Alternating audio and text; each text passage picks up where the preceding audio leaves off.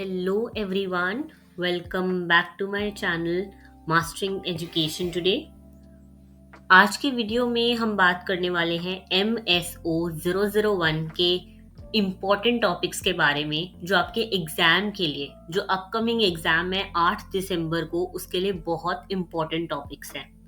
ये टॉपिक्स मैंने पिछले 10 साल के पेपर्स को एनालाइज करके निकाले हैं और ये ऐसे टॉपिक्स हैं जिससे आपका 70 से 80% कोर्स जो है वो कंप्लीट हो जाएगा और आप लोग एक अच्छा स्कोर कर पाओगे अपने एग्जाम में। प्लीज इन टॉपिक्स को गलती से भी मत भूल के जाना। ये ऐसे टॉपिक्स हैं जो आपको एग्जाम के लिए करने ही करने हैं, आपके पास कोई चॉइस नहीं है। आप सबसे पहले अगर अभी तैयारी स्टार्ट कर रहे हो तो ये वाले टॉपिक्स को खोलकर कहीं से भी यूट्यूब चैनल से या कहीं से भी पढ़ना स्टार्ट कर दो, बिकॉज ये बहुत इंपॉर्टेंट टॉपिक्स हैं।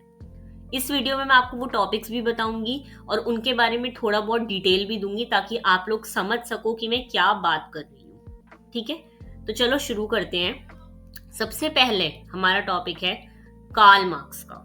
ठीक है, आपको जैसे कि पता है हम MSO 001 की बात कर रहे हैं। इसमें मोस्टली जो है सोशियोलॉजिकल थ्योरी से रिलेटेड सारा कॉन्सेप्ट होता है और यहाँ पर आप जितने भी देखोगे ना, फाउंडिंग फादर्स बहुत इंपॉर्टेंट है।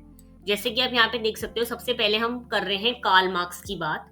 कार्ल मार्क्स एक बहुत ही इंपॉर्टेंट फिगर है सोशियोलॉजी में। ठीक है, आप लोगों को पता होगा Karl Marx, Max Weber, Emile Durkheim, ये तीनों ऐसे हैं जो फाउंडिंग फादर्स कहे जाते हैं सोशियोलॉजी के। तो ये तीनों ही एग्जाम के लिए बहुत इंपॉर्टेंट है।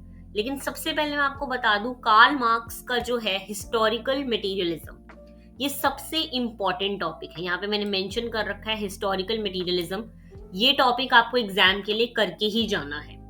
अब मैं अगर आपको इस टॉपिक का मतलब समझाऊं तो कार्ल मार्क्स ने देखो क्या कहा। उन्होंने कहा था कि सोसाइटी का जो स्ट्रक्चर है ना, वो उसकी इकोनॉमी से डिसाइड होता है।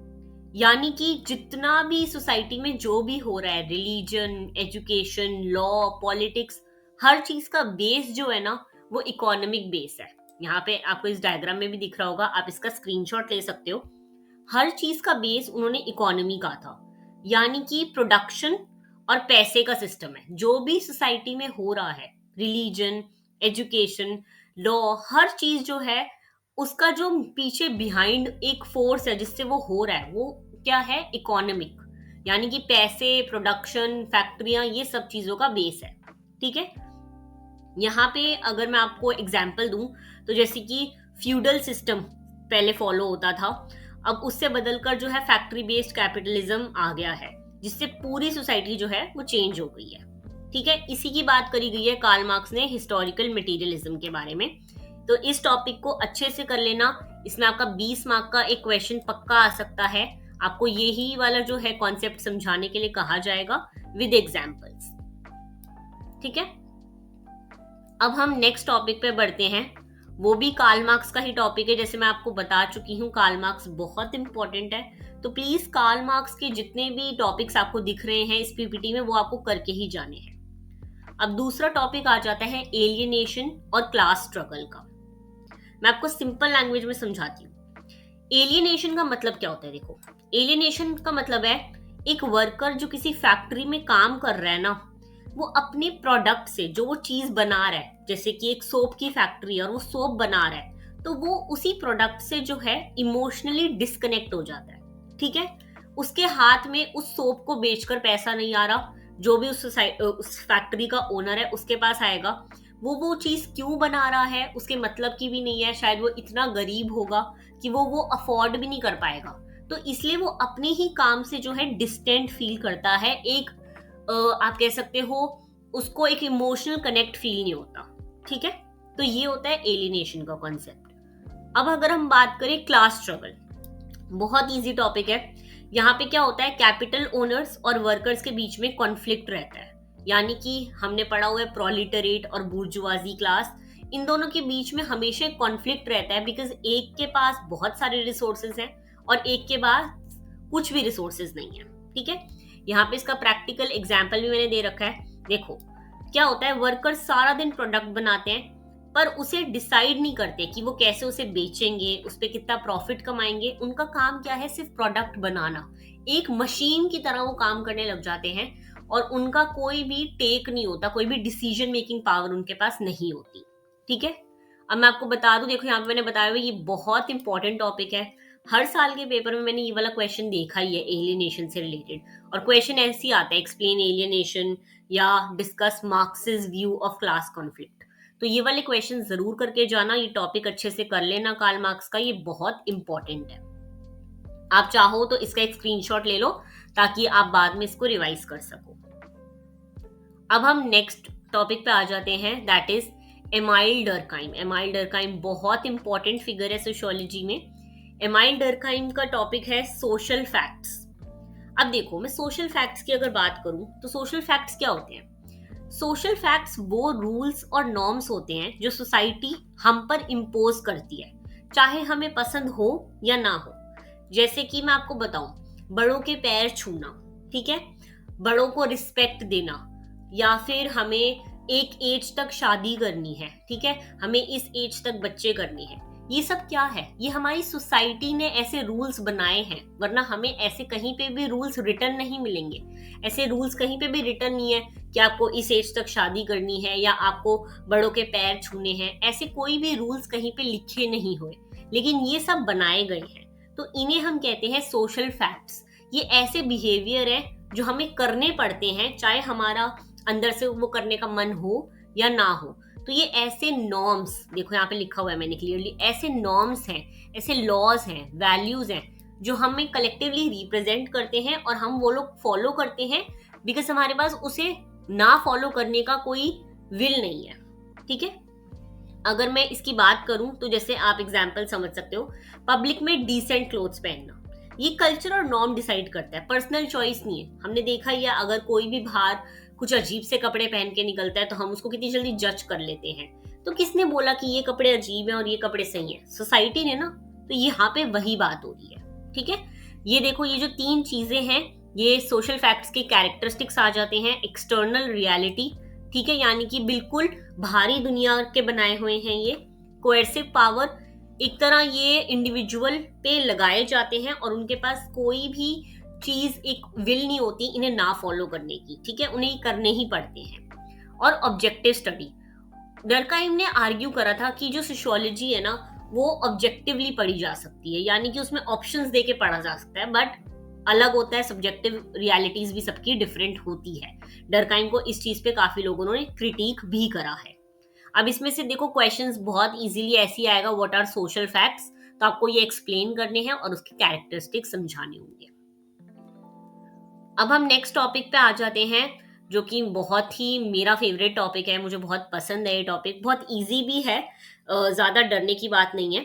मैं आपको बता दूं, देखो, डर्कहाइम की एक बहुत फेमस स्टडी है, सुसाइड की स्टडी, ठीक है, जिसमें उसने कहा था कि जो सुसाइड है ना, लोग सुसाइड क्यों करते हैं। उसने कहा था कोई भी पर्सनल चीजों की वजह से सुसाइड नहीं करता, जो सोसाइटी है वो हमें फोर्स करती है सुसाइड करने के लिए। ठीक है, तो इसमें ना उन्होंने 4 टाइप के हमें सुसाइड के बारे में बताया था। बहुत इजी है, इजीली समझ सकते हो, मैं तुम्हें बता देती हूँ। पहला आ जाता है ईगोइस्टिक सुसाइड। ईगोइस्टिक सुसाइड कब होता है? जब लोगों के पास आपस में लोग नहीं होते बात करने के लिए। एक इंसान सोशली जो है आइसोलेट हो जाता है, अलग हो जाता है सोसाइटी से, वो किसी से बात नहीं कर रहा, तो वो चीज क्या आएगी, उससे इंसान सुसाइड कर सकता है, और इसे कहते हैं ईगोइस्टिक सुसाइड। यहाँ पे लिखा हुआ है लो सोशल इंटीग्रेशन। ठीक है, फिर आ जाता है एल्ट्रुइस्टिक सुसाइड। एल्ट्रुइस्टिक सुसाइड क्या होता है? जब हमारा बहुत ज्यादा लोगों के साथ मेल मिलाप होता है, ठीक है, जिसमें क्या होता है, एक इंडिविजुअल अपने आप को सैक्रिफाइस कर देता है सोसाइटी के लिए। जैसे कि हमने सती प्रथा देखी थी, या हमने जौहर देखा है, बहुत मूवीज में आपने पद्मावत में जौहर वाला देखा होगा। तो जौहर उन्होंने एक सोसाइटी के लिए करा, उन्होंने अपने पति के मरने के बाद वो जौहर करा, उन्होंने एक सुसाइड करा क्योंकि उनके पति मर चुके थे। तो ये होता है जब आप किसी की वजह से एक सोसाइटी की चीज फॉलो कर रहे हो, क्योंकि आप सोसाइटी में इतना ज्यादा उसके रूल्स फॉलो करते हो। ठीक है, अब हम बात करते हैं नेक्स्ट की, जो है एनॉमिक सुसाइड। इसमें क्या होता है, यहाँ पे ना गवर्नमेंट का कोई रूल्स रेगुलेशन नहीं होते, और बहुत जल्दी कोई भी इकोनॉमिक क्राइसिस आ जाए, जैसे कि एकदम इकोनॉमी ठप हो जाए, या फिर एकदम कोई बड़ा सा सोशल चेंज आ जाए, जैसे टिकटॉक आया था, सो सारी दुनिया हिल गई थी। अब अगर उसमें गवर्नमेंट का कंट्रोल नहीं होता, गवर्नमेंट बैन नहीं करती, तो टिकटॉक इतना बूम हो जाता कि शायद वो सारी जनरेशन को टेक ओवर कर लेता। तो यहाँ पे भी लोग सुसाइड कर सकते थे, इसे कहते हैं इकोनॉमिक सुसाइड। अब नेक्स्ट आ जाता है फेटलिस्टिक सुसाइड। ये तब होता है जब बहुत ज्यादा रेगुलेशन होता है, यानी कि इंडिविजुअल्स बहुत ट्रैप्ड फील करते हैं। इसमें इसमें बहुत सारे रूल्स लगाए जाते हैं, जैसे कि आप देख सकते हो, हमारा एग्जाम्पल इसमें आ सकता है नॉर्थ कोरिया का। नॉर्थ कोरिया में बहुत ज्यादा रूल्स हैं, आपको अलाउड नहीं है कुछ कुछ चीजें करना। तो वही जो होता है वो फेटलिस्टिक सुसाइड होता है, जहाँ पे लोग बहुत ज्यादा रूल्स की वजह से सुसाइड कर लेते हैं। ठीक है, इसका एग्जाम्पल देखा जाए तो जैसे कि इकोनॉमिक क्राइसिस, ये इकोनॉमिक क्राइसिस वाला जो आएगा ना, ये होता है इकोनॉमिक सुसाइड का एग्जाम्पल यहाँ पे दे रखा है कि इकोनॉमिक क्राइसिस आ गया, जॉब्स खत्म होगी तो लोग सुसाइड कर लेंगे। तो यहाँ पे लो रेगुलेशन है, गवर्नमेंट का कोई कंट्रोल नहीं है, इसलिए लोग सुसाइड कर रहे हैं। ठीक है, ये बहुत इंपॉर्टेंट टॉपिक है, मैं कहूंगी फेवरेट थ्योरी है, मैंने भी आपको कहा ये मेरा फेवरेट टॉपिक है। तो इसमें से क्वेश्चन आता ही आता है, और यही जो चार जो मैंने आपको बताए हैं ना, सुसाइड, इन्हीं पे क्वेश्चन आएगा। तो ये चार अच्छे से करके जाना, बहुत ईजी है।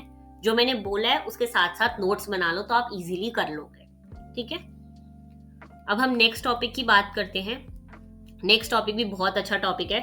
नेक्स्ट है मैक्स वेबर का सोशल एक्शन। ठीक है, देखो वेबर ने हमें क्या एक्सप्लेन किया है कि जो ह्यूमन एक्शंस है ना, उसके पीछे हमेशा कोई ना कोई एक मीनिंग होता है, एक मोटिवेशन होता है। ठीक है, हम जो चीज भी कर रहे हैं उसके पीछे कोई मतलब होता है। यही जो है मैक्स वेबर ने कहा है सोशल एक्शन से रिलेटेड। उसने सोशल एक्शन के हमें चार टाइप बताए हैं। एक तो ट्रेडिशनल एक्शन वो होता है जब आप कुछ करते हो कस्टम्स के बेसिस पे, यानी कि सोसाइटी वैल्यू के बेसिस पे आप अगर कोई एक्शन कर रहे हो, यानी कि कन्यादान कर रहे हो या फिर मंदिर में सर झुका रहे हो, ये हो गया आपका ट्रेडिशनल एक्शन। अब आता है अफेक्टिव एक्शन। अफेक्टिव एक्शन जो होता है वो आपके इमोशन से रिलेटेड होता है। वैल्यू रैशनल जो होता है वो एथिकल होता है। एथिकल यानी कि आप बाहर जा रहे हो तो कपड़े पहन के जाओगे, आप बिना कपड़े पहन के बाहर नहीं जा सकते, एथिकल नहीं है, सोसाइटी में ये अलाउड नहीं है। तो ये होता है वैल्यू रैशनल। अब हम नेक्स्ट देखें तो नेक्स्ट है इंस्ट्रूमेंटल रैशनल, यानी कि कुछ ऐसा एक्शन जो कैलकुलेटेड हो, जिसकी वजह से कोई गोल कंप्लीट हो रहा है। यानी कि अगर कोई स्टूडेंट को फ्यूचर करियर के लिए यूपीएससी का एग्जाम देना है और वो बैठ के यूपीएससी की कोचिंग ज्वाइन करके पढ़ रहा है, तो ये एक इंस्ट्रूमेंटल रैशनल एक्शन होगा, क्योंकि उसे एक गोल अचीव करना है। ठीक है, बहुत ईजी है, बहुत ईजी टॉपिक है, ये वाला टॉपिक मत छोड़ के जाना। मैं इजीली तो मैं समझा भी रही हूँ, अगर तुम मेरी ही वीडियो से समझ के भी चले जाओगे तो भी आंसर लिख लोगे। तो ये वाला टॉपिक बहुत इंपॉर्टेंट है। मैं बता दूं मैक्स वेबर के और भी टॉपिक हैं, जैसे कि ब्यूरोक्रेसी, ठीक है, कैपिटलिज्म, रिलीजन, इस पे भी उन्होंने बहुत सारी चीजें कही हैं, तो ये भी पढ़ के जाना। तीनों मैंने जो बताए हैं, Karl Marx, Max Weber, Emile Durkheim, इन्हें तुम किसी भी हालत में छोड़ के नहीं जाओगे। ठीक है, अब हम नेक्स्ट पढ़ लेते हैं। वेबर का ही टॉपिक है अथॉरिटी टाइप्स एंड ब्यूरोक्रेसी। बहुत रिलेटेड है ये सोशल एक्शन से, इजी भी टॉपिक है। इसमें उन्होंने क्या करी है, 3 टाइप की अथॉरिटी के बारे में बताया है। ठीक है, 3 टाइप आ गए, ट्रेडिशनल, कैरिस्मेटिक और रैशनल। बहुत इजी है। देखो ट्रेडिशनल अथॉरिटी क्या होती है, जब ना लोग जो है वो कोई चीजें फॉलो कर रहे हैं बिकॉज उनकी सोसाइटी में ऐसी होता है। जैसे एक किंग है, नॉर्थ कोरिया में एक किंग है, उसको कोई वोट करके तो चूज नहीं करता, बट वो किंग है इसलिए उसकी बातें फॉलो करी जाती है। ठीक है, ये होगी ट्रेडिशनल अथॉरिटी। या फिर एक पैट्रियार्कल सोसाइटी होती है, घर का हेड मेल पर्सन है, आपके फादर होंगे, तो उनके सारी जो है रूल्स रेगुलेशन फॉलो करती हैं, वो होती है ट्रेडिशनल अथॉरिटी। नेक्स्ट हम बात करते हैं कैरिस्मेटिक अथॉरिटी, यानी कि कोई भी बाबा लगा लो, जैसे कि आजकल इतने सारे बाबा बने हुए हैं, तो उनके बाबा को आप फॉलो करते हो, उनकी आप चीजें अपनी लाइफ में डालते हो, तो वो हो गया कैरिस्मेटिक अथॉरिटी। ठीक है, जैसे कि आप गांधी को भी लगा सकते हो, फादर ऑफ नेशन कहा जाता है, तो वो कैरिस्मेटिक अथॉरिटी आ गया। ठीक है, रैशनल लीगल अथॉरिटी, जो हम लॉज फॉलो करते हैं, रूल्स फॉलो करते हैं, बिकॉज ये कॉन्स्टिट्यूशन में रिटर्न है। ठीक है, अब कैरेक्टरिस्टिक्स ऑफ ब्यूरोक्रेसी यहाँ पे दिया हुआ है, ये बहुत इंपॉर्टेंट टॉपिक है, इसे करके जाना। मैंने पहले भी बोला था कि वेबर का जो ब्यूरोक्रेसी वाला टॉपिक है वो बहुत इंपॉर्टेंट है, तो इसे यहाँ से पढ़ के जाना। प्लीज इसका स्क्रीनशॉट ले लेना, बहुत क्वेश्चन आते हैं अथॉरिटी के और ब्यूरोक्रेसी के। ठीक है, इंपॉर्टेंट टॉपिक है, प्लीज इसे करके जाना। ब्यूरोक्रेसी में मेनली यही आता है कि एक ब्यूरोक्रेट का काम क्या होता है, ठीक है। जितने भी आईएएस ऑफिसर्स हैं, ये मेरिट बेस्ड इनका रिक्रूटमेंट होता है और ये बहुत ही इंपॉर्टेंट है एक सोसाइटी में, ठीक है। अब हम नेक्स्ट टॉपिक कर लेते हैं टालकट पैर्सन्स। बहुत इंपॉर्टेंट हमारे एक सोशियोलॉजिस्ट हैं, इन्होंने एक बहुत अच्छा मॉडल दिया था, दैट इज एजिल मॉडल कहा जाता है इसे। एजिल मॉडल बहुत इजी है, कोई इतना डिफिकल्ट नहीं है। पार्सन्स ने बोला है कि हर सोशल सिस्टम को ना सरवाइव करने के लिए 4 फंक्शन करने पड़ते हैं, ठीक है। जितने भी सोशल सिस्टम है हमारी सोसाइटी में, सोशल सिस्टम क्या हो गए, मैरिज का सोशल सिस्टम, एजुकेशन का सोशल सिस्टम, ये जितने भी सोशल सिस्टम है इनको फॉलो करने के लिए या इनका अच्छे से सरवाइव होने के लिए हमें 4 चीजें फॉलो करनी होती है। क्या क्या? एडाप्टेशन, गोल अटेनमेंट, लेटेंसी और इंटीग्रेशन, ठीक है। ये चारों आप यहाँ से पढ़ लेना, बहुत इजी है, कोई डिफिकल्ट टॉपिक नहीं है ये, कहीं से भी आप पढ़ सकते हो, यूट्यूब पे बहुत सारी वीडियोस अवेलेबल हैं, ठीक है। ये एजिल मॉडल टालकट पैर्सन्स का जरूर करके जाना, बहुत इंपॉर्टेंट है। इसका तुम अगर डायग्राम वायग्राम बना दोगे ना पेपर में तो भी बहुत अच्छे मार्क्स मिल जाएंगे। अब हम नेक्स्ट देख लेते हैं रॉबर्ट मोर्टन, बहुत इंपॉर्टेंट सोशियोलॉजिस्ट हैं। इन्होंने हमें 2 फंक्शंस के बारे में बताया है, एक हो गया मैनिफेस्ट और एक हो गया लेटेंट फंक्शंस। बहुत इजी होता है। देखो मैनिफेस्ट फंक्शंस क्या होते हैं? मैनिफेस्ट फंक्शन वो होते हैं जो हम ऐसी चीजें या ऐसे एक्शन करते हैं जो हम करना चाहते हैं, ठीक है। उनका डायरेक्ट हमें जो चीज एक्शन हम कर रहे हैं, जैसे मैं एक चेयर उठा के कहीं और रख रही हूँ तो वो दूसरे को दिख रहा है, मेरा मैनिफेस्ट फंक्शन है वो। लेटेंट फंक्शंस ऐसे होते हैं जो अनइंटेंडेड होते हैं पर फिर भी यूजफुल होते हैं। यानी कि अगर मैं पढ़ रही हूँ एक एग्जाम के लिए तो मेरे ब्रेन में क्या जा रहा है वो आपको दिख नहीं रहा है ना, बट ये अनइंटेंडेड है, लेकिन ये आगे जाके बहुत इंपॉर्टेंट सोशल पर्पस फुलफिल करेगा। डिसफंक्शन वो हो जाते हैं जिसके नेगेटिव कॉन्सिक्वेंस होते हैं, यानी कि कोई भी क्राइम, रेप, ये सब जो है डिसफंक्शन है एक सोसाइटी के। ये बहुत इंपॉर्टेंट है, प्लीज इसे अच्छे से कर लेना। नेक्स्ट आ जाता है हमारा टॉपिक जो कि कंटेम्पररी थिंकर्स पे बेस्ड है, कि 3 कंटेम्पररी थिंकर्स की यहाँ पे बात करी गई है। पहला आ जाता है फूको, फिर आ जाता है बोर्डू और फिर आ जाता है गिडेंस। ये तीनों बहुत इंपॉर्टेंट हैं, प्लीज इन्हें अच्छे से करके जाना। ये तीनों हमारी सोशियोलॉजी में ऐसे लोग हैं जिन्होंने काफी सारी चीजों के बारे में हमें बताया है। मैं बता दूं रॉबर्ट मोर्टन का यही वाला टॉपिक इंपॉर्टेंट है, यहाँ पे मैंने एग्जाम्पल भी दे रखा है, आप इसको पढ़ सकते हो। बहुत इजी टॉपिक है, इस पे बेसिकली बहुत सारे क्वेश्चंस आते हैं, तो प्लीज इसको करके जाना।